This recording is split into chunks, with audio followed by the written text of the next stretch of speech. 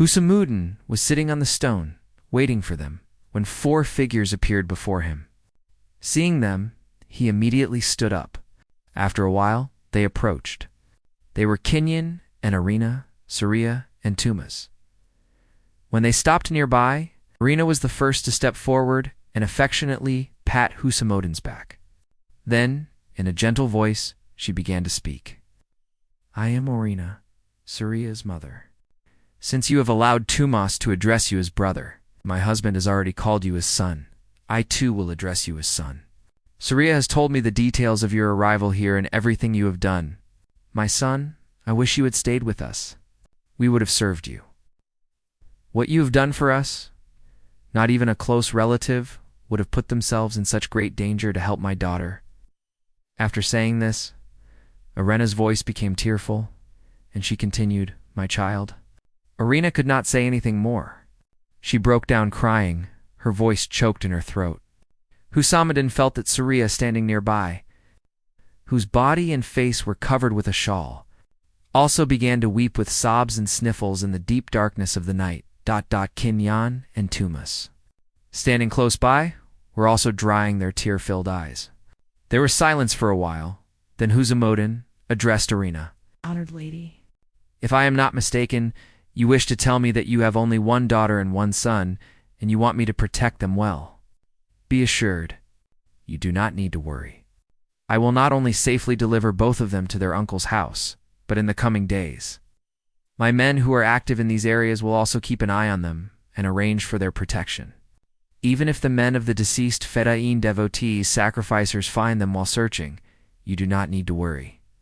My men will protect them in an emergency. Honored lady, look at the state of your daughter because of your tears. Your husband and your son are both weeping. I believe you should not act this way at such a moment. Send off your daughter happily and smilingly, so that she may rest assured at her uncle's house that her parents are happy and prosperous in their home." Arena immediately composed herself. By then, Saria had also calmed down. Then, addressing Husamuddin, Arina said, "My son, these 2 siblings haven't eaten due to worry. Tumas has provisions which include food for both siblings and you, my son. Stop at a suitable and safe place, eat yourself, and feed these 2 siblings as well." When these 2, the father and son, came toward you, Saria revealed to me in their absence that she had behaved disrespectfully towards you on Jabal Zatan, Mount of Olives. She is regretful and ashamed of her behavior, and my son, she wants to apologize to you. Just as Husamuddin was about to react to Arena's silence, Saria removed her veil. She cast aside the shawl she had covered herself with, then clasped her hands together before Husamuddin, and in an extremely distressed ... tone, she said, "I am deeply ashamed of the manner of speaking I adopted at the summit of Jabal Zatan. I ask for your forgiveness. If I had known that you would not only protect my life and honor from the bloodthirsty Fedayeen, but would also take the responsibility of protecting my family in the coming days, I swear by the merciful Lord that I would vow right here on Jabal Zatan to serve you as a handmaiden for the rest of my life. You have done us a favor that one could never even imagine in stranger doing. In such matters, even our close relatives often turn away and dismiss us." Saria paused after saying this. She still had her hands clasped and was looking at Husamuddin with great humility. Then she addressed Husamuddin again.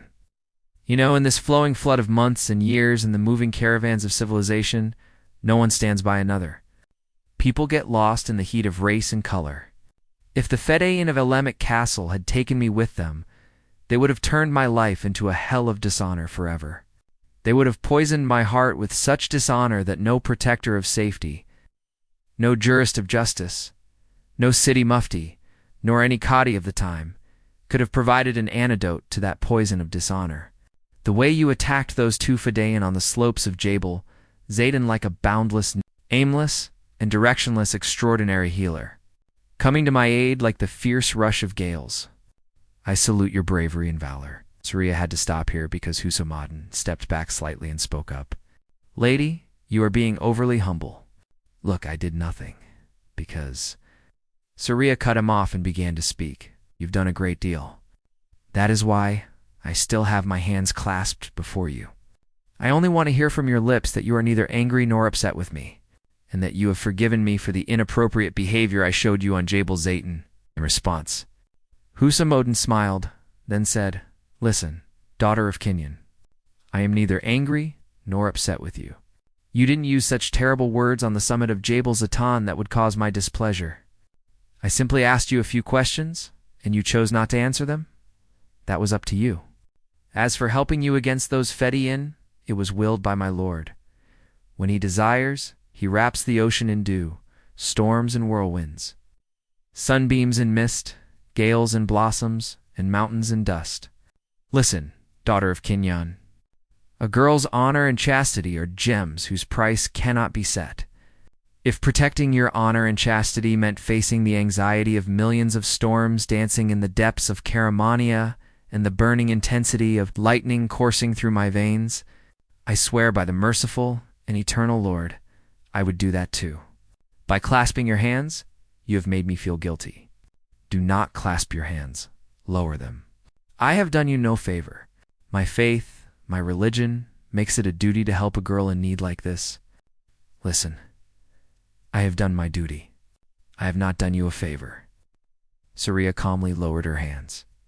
Then, in an even more grateful manner, she addressed Husamuddin. "I couldn't talk to you openly before. I wanted to thank you, but you silenced me. I know I don't have the words to at least thank you for this favor. And you were angry with me, which is why you didn't come to our house? If you had gone there, we could have at least served you to the best of our ability besides ... Husamuddin smiled, then said, "Look, put my displeasure out of your mind. If I had gone to your mansion with these 4 horses, someone might have seen me entering your mansion and been suspicious about why I entered your mansion and why I had these extra horses with me. This way, you would have come under people's scrutiny. God is my witness. I did not stay away from your mansion because of any anger. Rather, I stood here for your safety, so that no one in the settlement would see me. The 3rd Fedier, named Abu Firez, is still alive. He has seen you. He recognizes you. Your safety will be in danger until he is eliminated. However, I have promised your father that I will try to eliminate this Abu Firez as soon as possible. Some of my informants and scouts will be active in these areas. I will tell them your name, your father's, brother's, and mother's names, and point out your house. If Abu Firez comes to these lands and inquires about you from your parents, my men will be in contact. And whenever we find out that Abu Firez has come to these lands, I assure you he will not escape. I will eliminate him at all costs." After saying this, Husamuddin paused for a moment, then spoke again. "Now, both of you siblings meet your parents, because I don't want to waste any more time standing here. If someone sees us standing here, it could also create problems for us. You also know that Baldwin's men patrol here and there at night. If they spot us, there will be danger, because the horse provided to you is, I believe, from Baldwin's stable. It can be recognized. Therefore, we must depart from here immediately." At Husamuddin's urging, Saria and Tumas met Kinyon and Arena one by one. Arena came close to Husamuddin and addressed him, saying, "My son." Once again, Arena could not complete her sentence. Husamuddin interjected, "I know you would like to say that I should take care of Saria and Tumas. You call me son, and at the same time." At this point, Saria hugged her mother and spoke up, "Mother, don't worry. God willing, all 3 of us will reach our uncle's house safely." At these words, Arena was reassured. Then looking at Tumas, Husamuddin said, "Tumas, do you know how to ride a horse?" Tumas straightened his chest and said, "I am an excellent horseman." "Don't worry." Husamuddin smiled and said, "The 2 Fedayin's horses standing in front, whose reins are tied together, mount one of them. Tie the baggage you have to its saddle as well." Then Husamuddin went near Saria and reached out his hand towards the bundle she was carrying, saying, "Give me this bundle. I'll tie it to the horse's saddle." Saria silently handed the bundle to Husamuddin. Husamuddin tied that bundle to his own horse's saddle, then addressed Saria, "Go ahead and mount my horse. This is my trained horse. It can follow me wherever I go and won't harm you by running away. I will ride the horse you got from Jerusalem. It seems a bit spirited to me. It might try to shy or run away. And the extra Fedi's horse that's left, I'll tie its rein to my saddle." Surya went ahead and sat on Husamuddin's horse. After this decision, Tumas stepped forward. He untied the reins of the two Fedane's horses that were bound together. Adjusting the rein of one horse, he leaped onto it. He had already tied the bundle of clothes he had to the saddle. Husamuddin took the rein of the other horse. He tied the rein of that Feda's horse to the saddle of the Jerusalem horse. He himself mounted the Jerusalem horse. Then, looking at Kinyan, he said, "Now both of you, husband and wife, go home completely relieved. Just consider that the two siblings, Surya and Tumas, have reached their uncle's house safely and soundly." With this, Husamuddin, waving his hand in farewell in the darkness of the night, spurred his horse. Looking at him, Surya and Tumas also spurred their horses, and the two siblings followed behind Husamuddin. After traveling about half a farsa, Tumas brought his horse close to Husamuddin and addressed him, saying, "Brother, if you don't mind, the place where we are traveling right now is desolate. Is it possible for us to stop away from the highway and eat? Both Surya and I haven't eaten, and I believe you haven't had anything since morning, as you met us on the summit of Jebel Zatan before noon.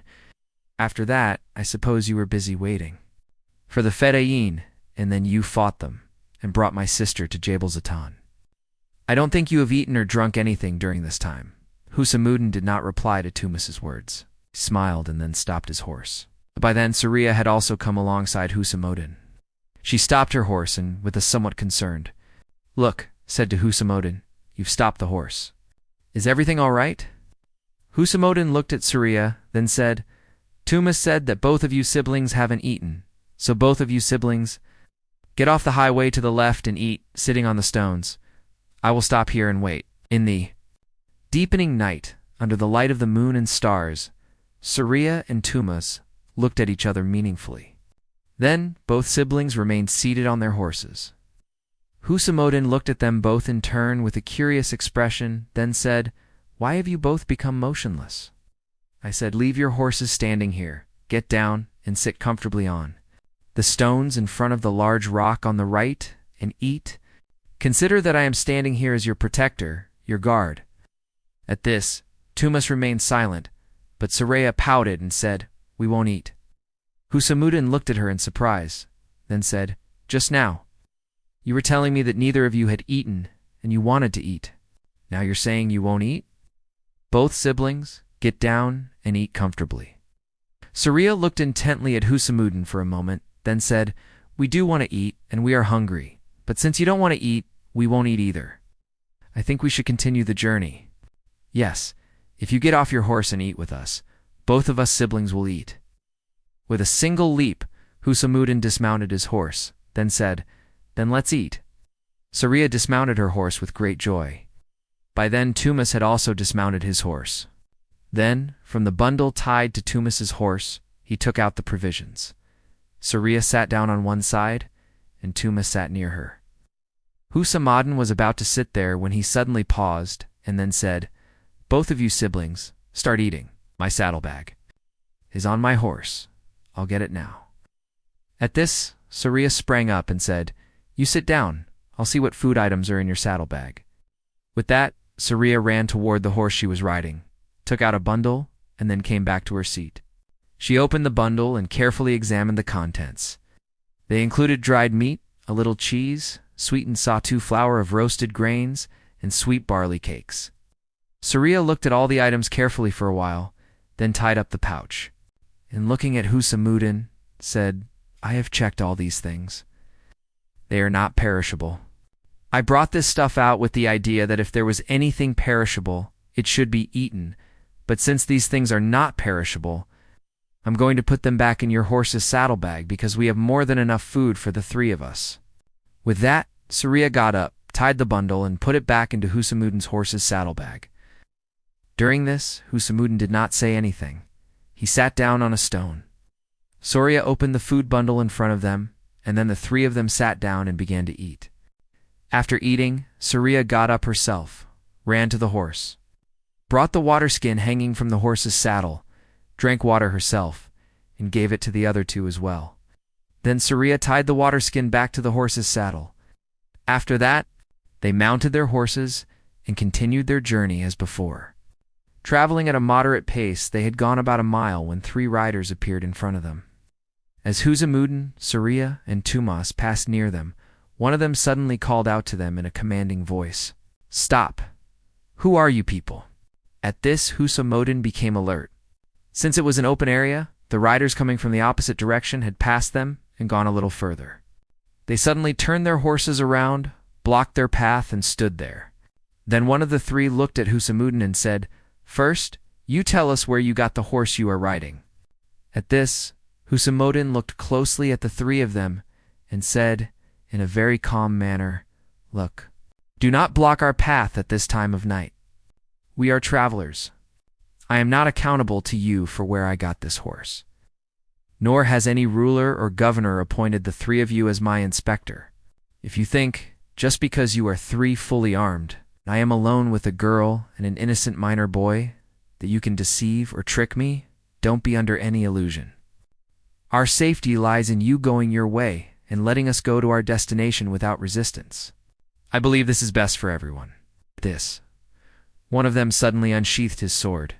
His action made Husamuddin's demeanor change like a fire blazing. His hand instantly went to the hilt of his sword, and he drew his sword like a flash of lightning. At the same time, he also took the shield tied to his back into his hand. Then, in a seething voice, he spoke. "You 3 are highwaymen, bandits, and you think you can steal everything we have and walk away? All 3 of you are looking at the horse I am riding with greedy eyes. If you want to seize it too, remember, I will not let you 3 do that."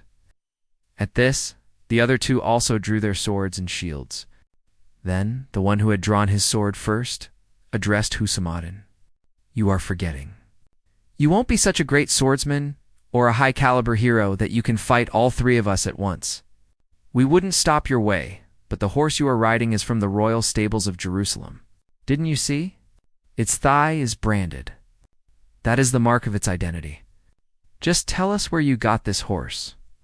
If you give me a proper answer to my questions, and I am satisfied with it, I will let you go." Husamuddin thought for a moment, then moved his mouth closer to Surya and whispered, "Surya, both you and Tumas move back and stand behind me. They won't leave without a fight, and when they clash with me, they will realize that they tried to jump into a raging fire.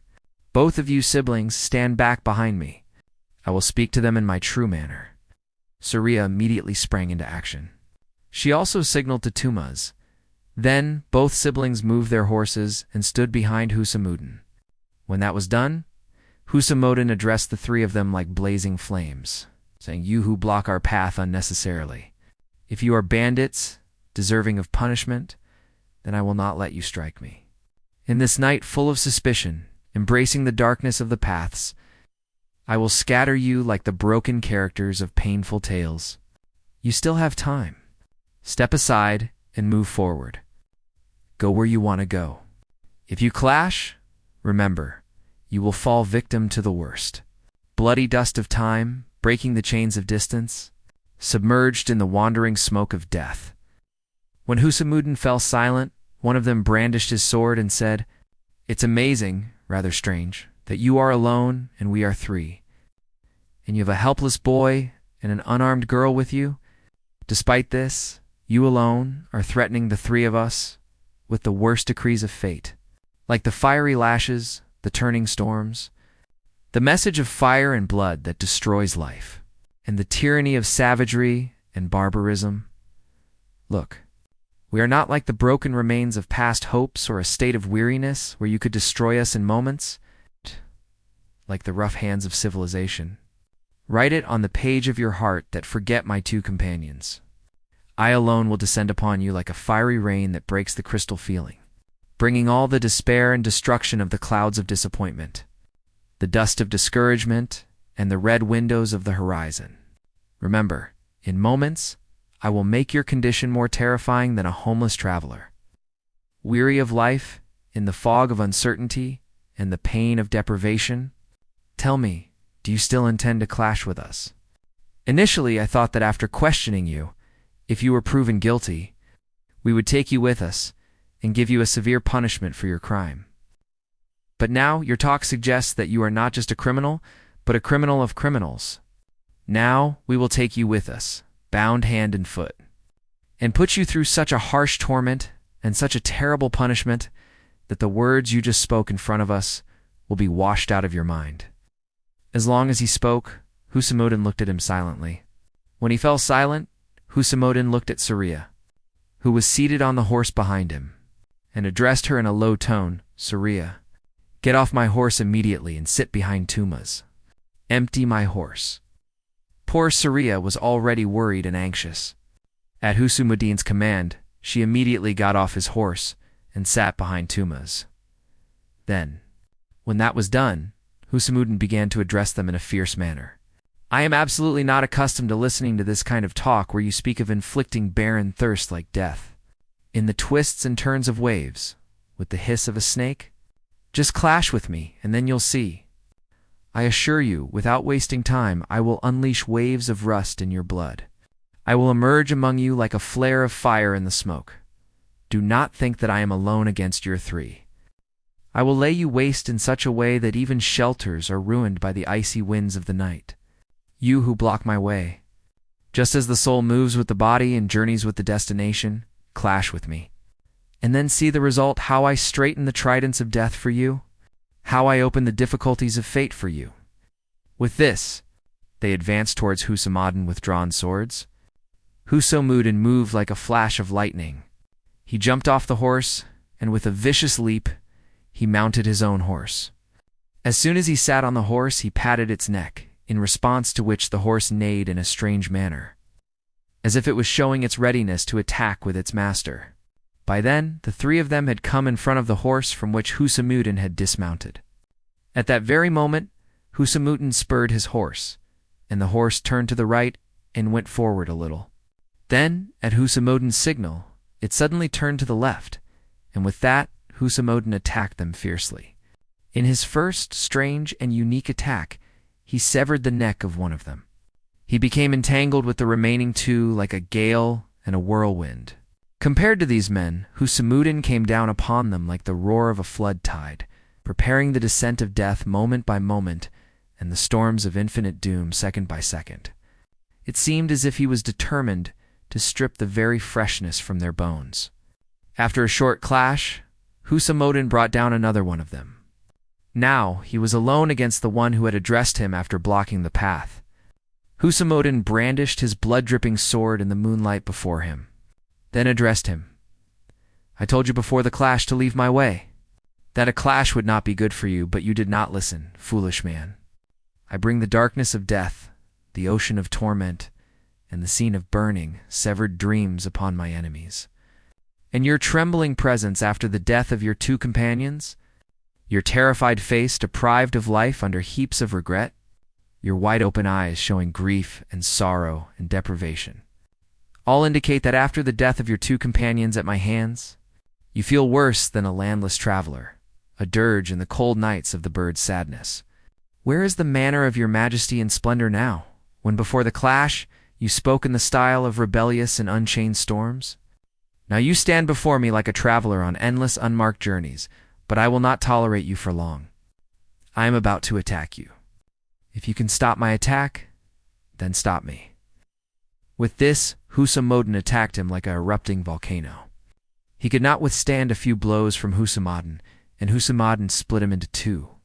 When the three were finished, Husamuddin dismounted his horse. Seeing him, Saria and Tumas also dismounted their horses. Then, when they came near Husamuddin, Husamuddin addressed the two of them. "Why did both of you siblings dismount? You should have stayed on the horses. I will drag the bodies of the dead and throw them into a ditch on the side of the highway. After that, we will continue our journey." Saria went close to Husamuddin and spoke in a cheerful manner. "By the way, I congratulate you on your success. And we two siblings will not let you do the work of disposing of the bodies alone. We will be your partners." With that, the three of them began to drag the bodies and throw them into a deep ravine on the side of the highway, after which they covered them with dirt. Then they came to the highway. They covered the scattered blood on the highway with dirt. Husamuddin tied the horses of the three deceased men together. When he was about to mount the first horse, Saria addressed him. Don't ride this horse. I will ride this horse, not yours. If any such wandering people block our path again, you will have to change horses. I knew right away what you were going to do when you asked me to get off the horse. I understood that you wanted to fight them while sitting on your own horse, because the horse you were riding before was unfamiliar to you. Therefore, I will ride this horse now, and you will ride your own horse." With that, Surya went ahead and mounted the horse that had been provided to her in Jerusalem. While Husamuddin mounted his own horse, he began to herd the horses of the deceased in front of them. In this manner, they began to move forward on the highway again. In the darkness of the night, they were now traveling faster than before. Husamuddin stopped his horse outside the settlement named Kiara. The horses he was herding in front of him stopped on their own. Surya and Tumas also stopped their horses, looking at him. Then, looking at Tumas, Husamuddin said, "Tumas, my brother, now both of you siblings get down here. Do not go on horseback. Look, don't think that I don't want to give you horses. You can keep all the horses from my side, but entering the settlement on horseback at this time of night and then entering your uncle's house will make you suspicious. Untie the baggage tied to the horses' saddles, and both siblings enter the settlement and go to your uncle's house." Before Tumas could speak, Surya interjected, "You walk with us to our uncle's house? Take your horse. Leave the rest of the horses here. I don't think anyone will try to take the horses from here at this time of night. Sit for a while, and then you can proceed to your destination." At this, Husamuddin said, "No, that's not possible. Both of you siblings go? Tumas, for caution's sake, do this. When both of you siblings reach your uncle's house, come back and inform me that your uncle is reassured. After that, I will leave from here." Surya wanted to say something in response to Husamuddin's words, but Husamuddin spoke up. "Now there will be no protest against this decision of mine, no questions. This is the final decision. Now both of you siblings go?" At this, both siblings dismounted. They untied the baggage tied to the horses' saddles, then silently walked toward the settlement. Husamuddin remained standing there, mounted on his horse. Surya and Tumas, both siblings, entered the settlement. Walking in the shadows of the walls and the cover of darkness, they stopped in front of a mansion. Then Tumas knocked lightly on the door. After a while, a man's voice was heard from inside. "Who is it?" Tumas spoke softly, saying, "Uncle." "Open the door. I am Tumas, and Surya is with me." At this, the door opened suddenly. An old man was standing in front. Seeing Surya and Tumas, he forgot to close the door. With great worry and concern, he embraced Surya and Tumas at once, then said in a fractured voice, "My children, are you all right?"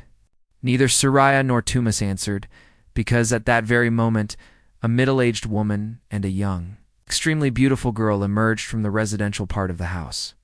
Separating from their uncle, Surya and Tumas met them one by one. The middle-aged woman was their Aunt Miria, and the beautiful girl with her was Surya and Tumas's cousin Rutka.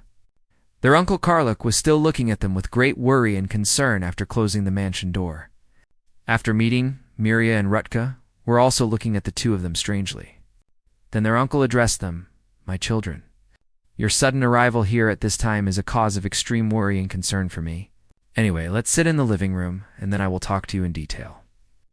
After that, their uncle Karluk, Aunt Miria, and cousin Rutka took them to the living room. Then, at the insistence of the three of them, Tumas recounted the details of the events that had occurred concerning Surya. When Tumas fell silent, their Aunt Miria spoke up. "My son, such a respected patron and benefactor, and both of you siblings left him standing outside our settlement. Bring him here. We would offer him hospitality and arrange for his horses to be tied." At this, Surya interrupted her aunt, saying, "Auntie, coming here is a far cry. He didn't even enter our house. Actually, he has the horses of the Fedayeen who died, as well as the horses of the armed men who blocked our way on the road.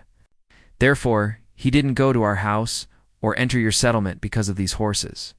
Among these horses is one branded horse from the royal stables of Jerusalem, which can be recognized. Therefore, he didn't come here. I think he is still standing outside the settlement, waiting for us."